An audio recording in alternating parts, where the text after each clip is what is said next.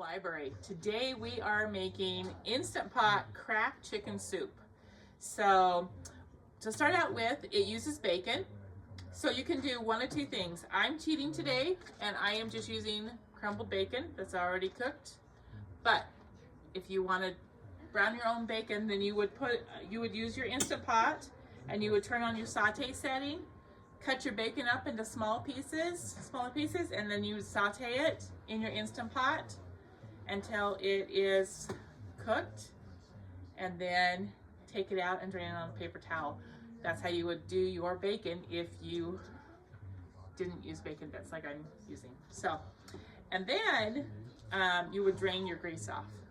So, and get it ready to start. So, to actually make the soup, we're gonna start out by adding I'm gonna add 2.5 cups, between 2 and 3 cups of chicken broth. Depends on how thick you want your soup to be. I'm gonna add about 2.5 cups because we can always add a little bit at the end and heat it up if we think it's too thick. So I'm gonna add 2.5 cups. Then I'm gonna add, this is 2.5 pounds of boneless, skinless chicken. I cut it into pieces that are, you want it not really big, but also not really small. So we're gonna add that. You could also use chicken tenders. Chicken tenders are about the right size, so I do like to use chicken tenders if I have them. So then we're gonna add 2 8-ounce things of cream cheese.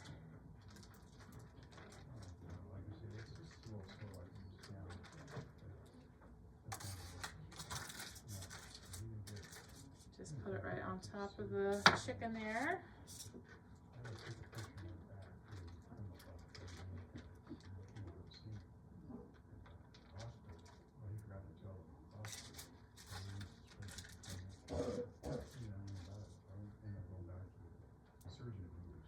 Okay.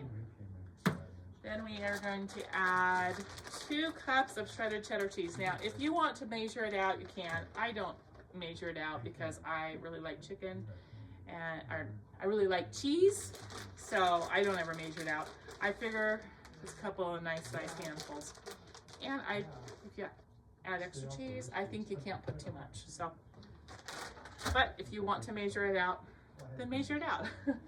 And then on top of that, we're going to add a packet of ranch seasoning mix.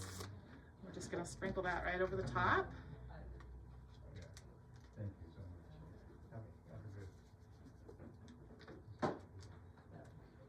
Okay.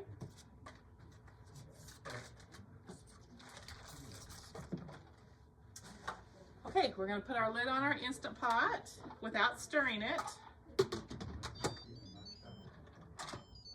And we are going to cook this on high pressure for 20 minutes. Make sure that your Instant Pot is on sealing and not on venting, so it gains pressure. So this is on sealing, so make sure you check that.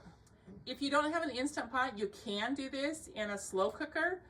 Just cook it on a slow cooker on low for 6 to 8 hours, and you would want to add some more of the broth, probably 3 to 4 cups of broth instead, because it will evaporate a little more than in the Instant Pot. So there are other ways that you can prepare it if you don't have an Instant Pot. All right, so this is actually cooked for 10 minutes, or cooked for 20 minutes. We're actually gonna let this depressurize for 10 minutes before we take the lid off. All right, so it has depressurized for 10 minutes. I'm gonna go ahead and turn this off, and we're going to release the pressure. Now be sure that you kind of stand back, because I'm gonna spit some stuff out. Finish depressurizing. All right, so the petcock has dropped down. We can go ahead and open it. Make sure to always open it away from you so you don't get a burn from the steam. All right, now we're going to shred the chicken. So you can just do it right in the pan, but actually it's just easier to just take it out of the pan.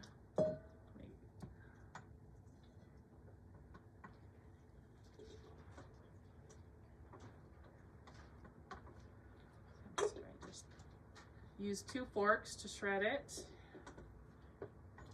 Some people use like a mixer, beaters, but I always just shred it with 2 forks.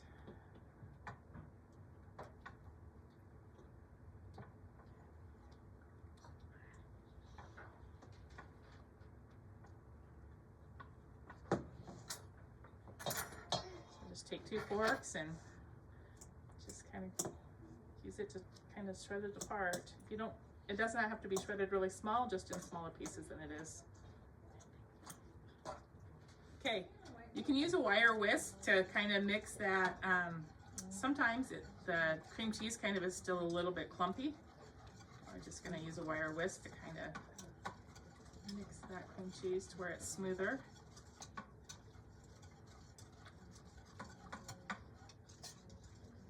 Now we're going to pour the chicken back in.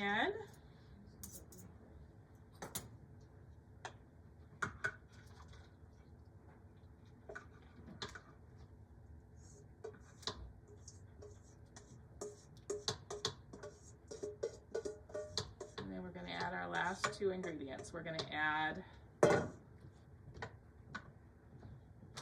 bacon bits. So if you're using your regular bacon that you cooked up, just go ahead and make it sure it's kind of in smaller pieces and dump it in. About 1 cup of bacon bits if you're using the bacon bits. So we're just going to add that. I didn't measure that. And 2 cups of spinach, which I'm not going to measure it yet. I'm just going to put a couple of handfuls in here, a couple big handfuls, because there again, this is a recipe. It doesn't have to be exact. So, and I like lots of spinach in it, so I added more than 2 cups. You're gonna just stir that around while that spinach wilts, and then it'll be ready to serve. If it is too thick, you can always add a little more of the broth, but I think ours is pretty good. If you add more broth, you are going to want to put it on saute again and bring it to a boil. And it's really yummy. So give this cracked chicken soup a try.